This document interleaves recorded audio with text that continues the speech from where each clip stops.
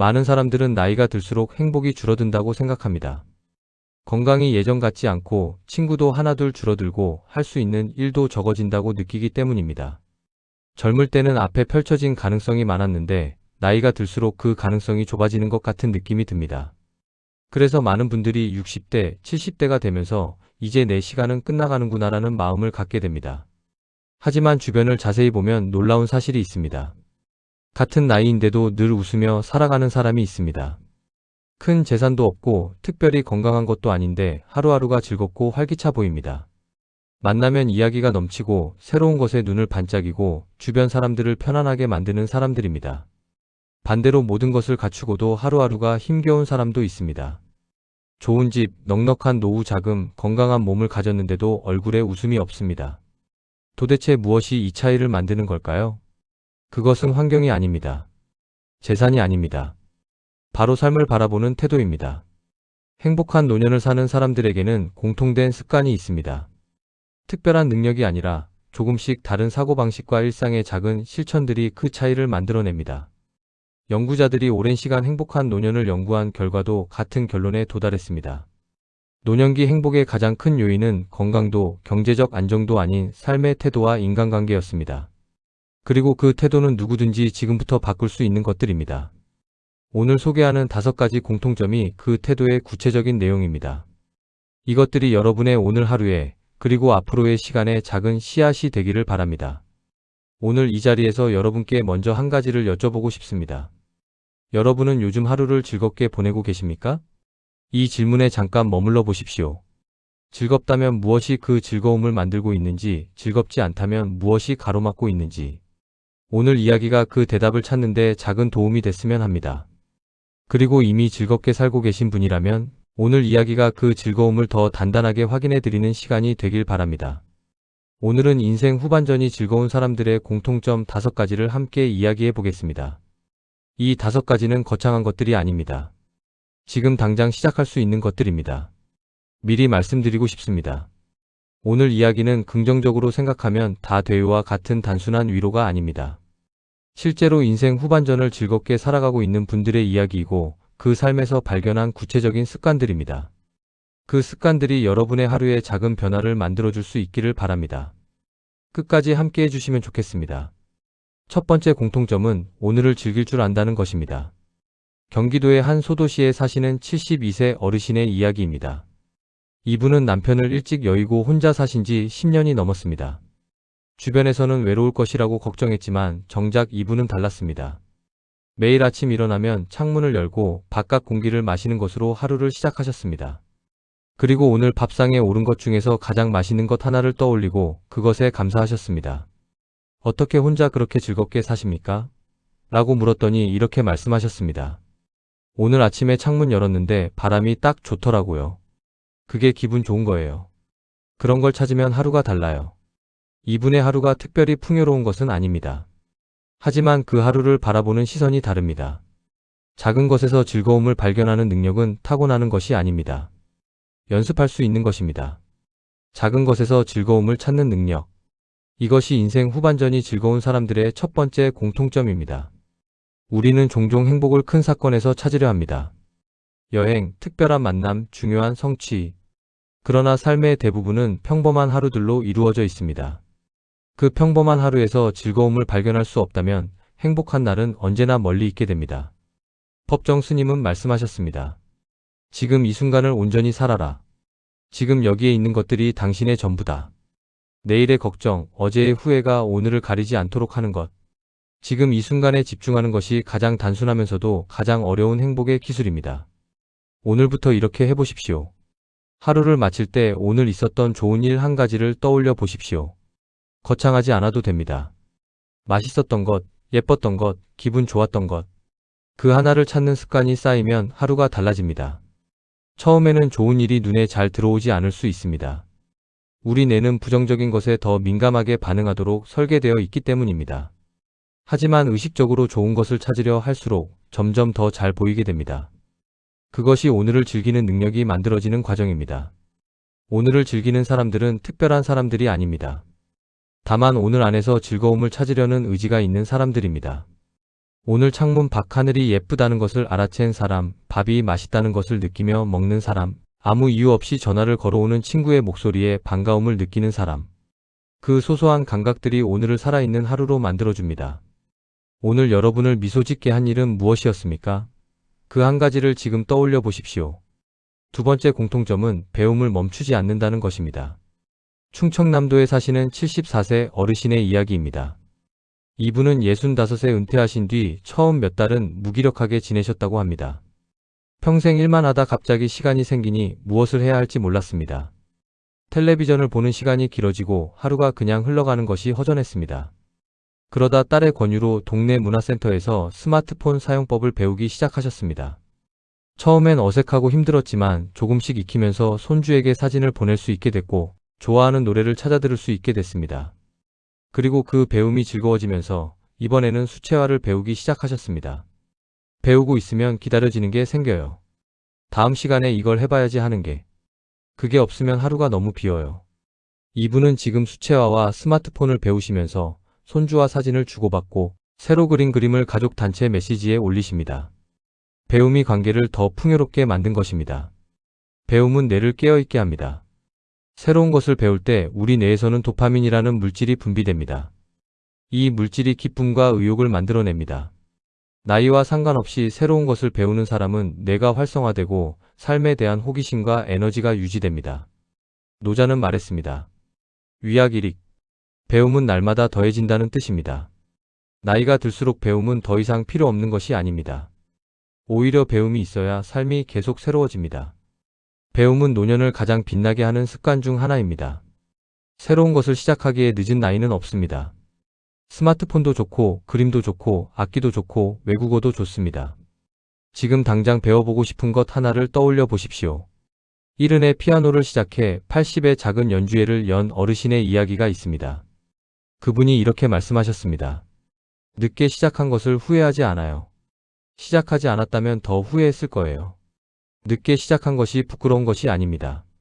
시작하는 것 자체가 용기입니다. 배움은 자신감을 만들어줍니다. 새로운 것을 배울수록 나는 아직 할 수 있다는 감각이 생깁니다. 그 감각이 노년을 활기차게 만드는 에너지입니다. 거창한 것이 필요하지 않습니다. 유튜브에서 짧은 영상을 하나 찾아보는 것, 도서관에서 관심 있는 책을 한 권 빌리는 것, 그 작은 시작이 배움의 문을 엽니다. 여러분이 지금 새롭게 배우고 싶은 것이 있다면 무엇입니까? 그것을 시작하지 못하고 있다면 무엇이 가로막고 있습니까? 세 번째 공통점은 사람의 숫자보다 관계의 깊이를 선택한다는 것입니다. 부산에 사시는 69세 어르신의 이야기입니다. 이분은 젊을 때 인맥이 넓기로 소문이 나셨습니다. 동창회, 계모임, 직장 동료 모임까지 아는 사람이 많았습니다. 하지만 은퇴 이후 모임이 줄어들고 연락이 끊기기 시작하면서 처음에는 쓸쓸함을 많이 느끼셨다고 합니다. 그런데 시간이 지나면서 이상한 일이 일어났습니다. 많은 사람들과의 관계가 줄어드는 대신 진짜 소중한 사람 두세 명과의 관계가 더 깊어졌습니다. 30년 지기 친구와 매주 한 번 만나 아무 말 없이 차를 마시는 시간, 딸과 통화하며 주고받는 솔직한 이야기. 그 관계들이 이분의 노년을 단단하게 받쳐주고 있습니다. 예전엔 사람이 많아야 외롭지 않은 줄 알았어요. 그런데 이제 보니 진짜 마음이 통하는 사람 한 명이 100명보다 낫더라고요. 하버드 대학교의 78년 장기 연구도 같은 결론을 내렸습니다. 노년의 행복을 결정하는 가장 큰 요인은 바로 관계의 질이었습니다. 관계의 숫자가 아니라 얼마나 진심이 있는 관계를 유지하느냐가 행복을 만들었습니다. 정약용은 유배지에서 이렇게 썼습니다. 나를 진정으로 아는 법 하나가 있다면 그것으로 충분하다. 가장 외로운 곳에서도 그를 지탱한 것은 진심 어린 몇 사람의 관계였습니다.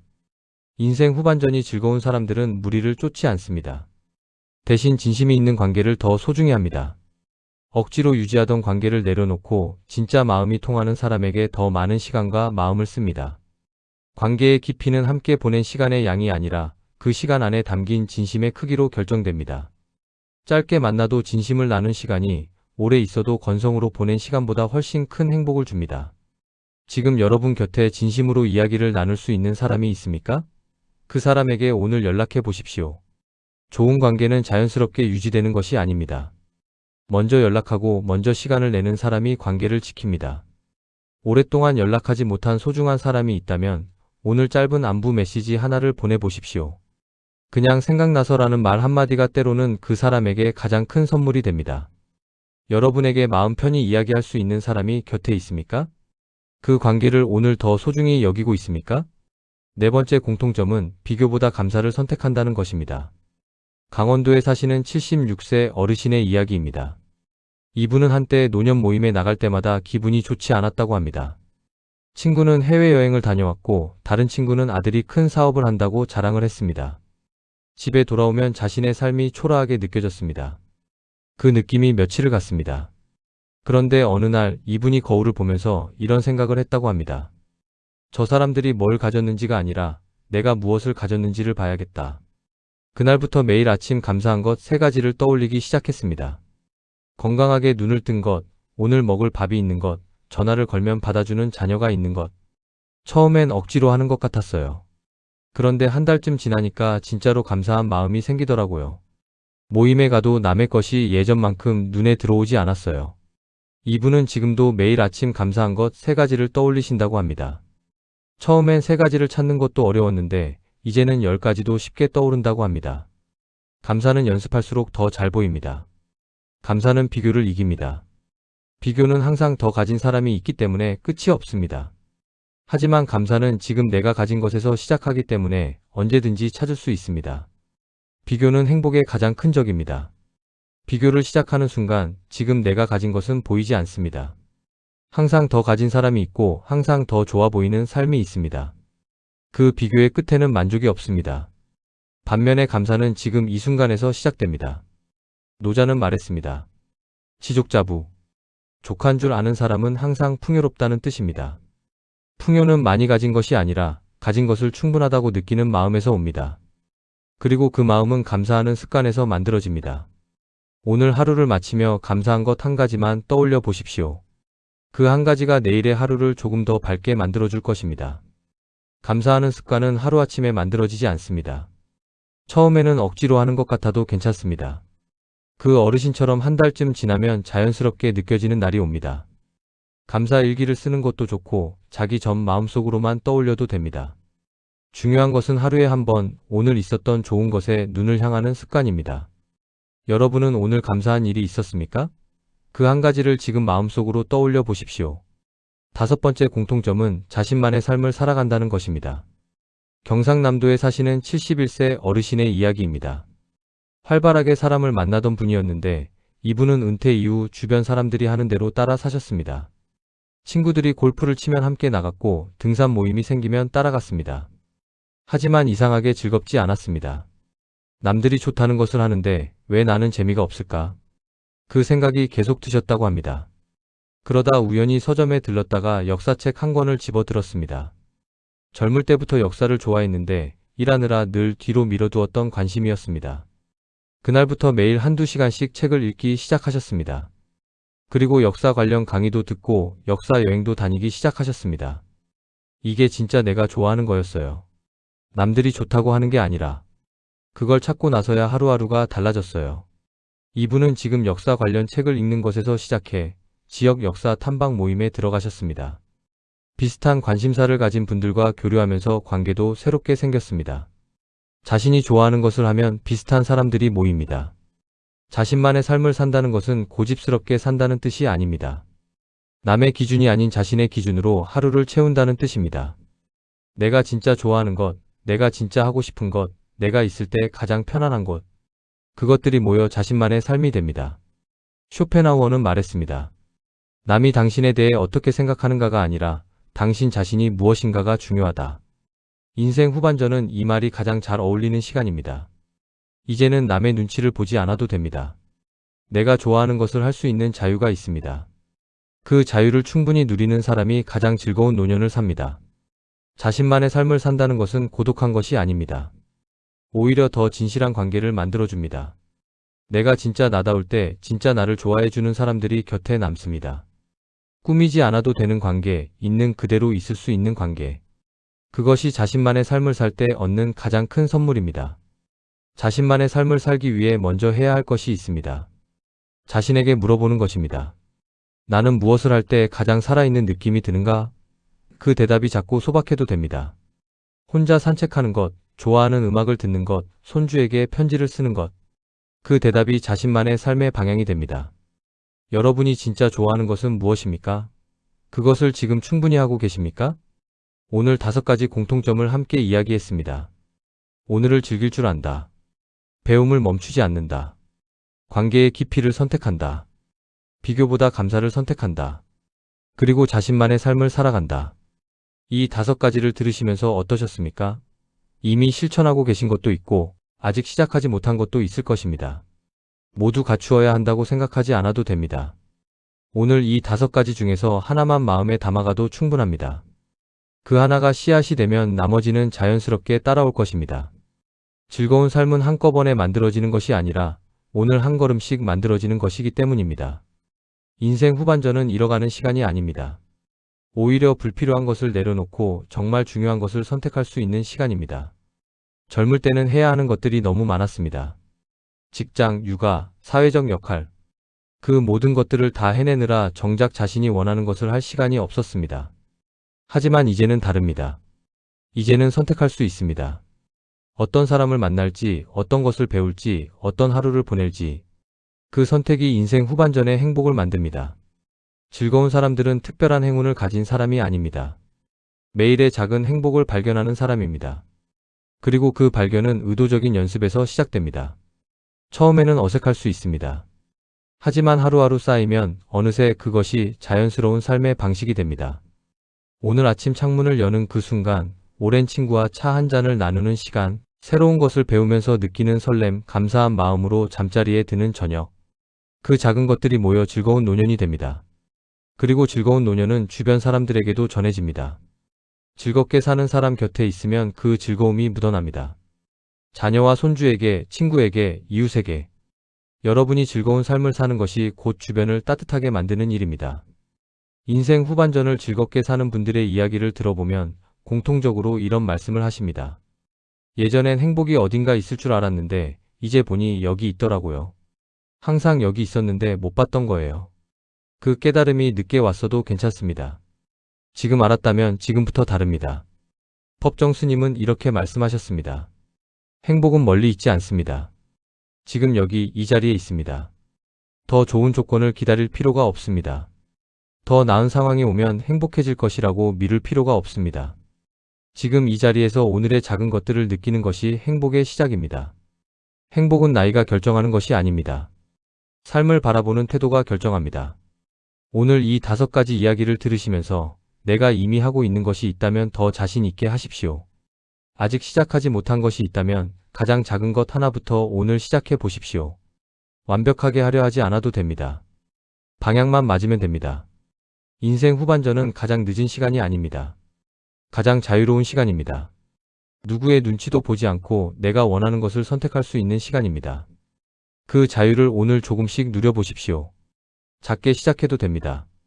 작은 것부터 자신답게 선택하는 연습이 쌓이면 어느새 가장 자유로운 삶이 됩니다. 오늘 이 이야기를 들으신 후 딱 하나만 해보십시오. 오늘 하루가 끝날 때 오늘 있었던 좋은 일 한 가지를 떠올리는 것입니다. 아주 작아도 됩니다. 그 하나가 내일을 조금 더 밝게 만들어줄 것입니다. 쇼펜하우어는 말했습니다. 인생의 첫 40년은 본문이고 나머지 30년은 그것에 대한 주석이다. 인생 후반은 앞서 살아온 삶을 더 깊이 이해하고 더 자유롭게 살아가는 시간입니다. 더 이상 증명하지 않아도 됩니다. 더 이상 경쟁하지 않아도 됩니다. 그냥 자신답게 오늘을 즐기며 살면 됩니다.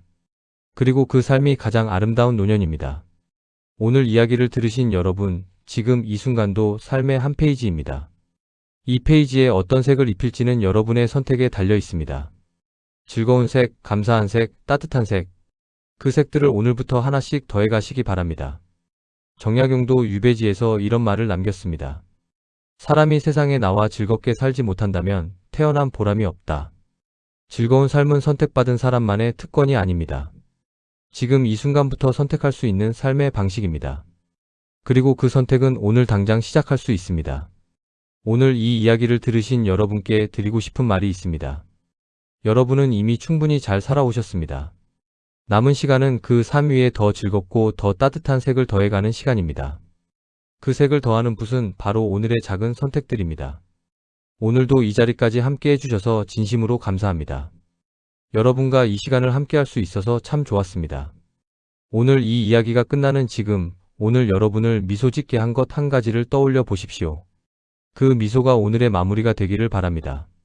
오늘도 여러분의 인생이 조금 더 즐거워지기를 진심으로 바랍니다.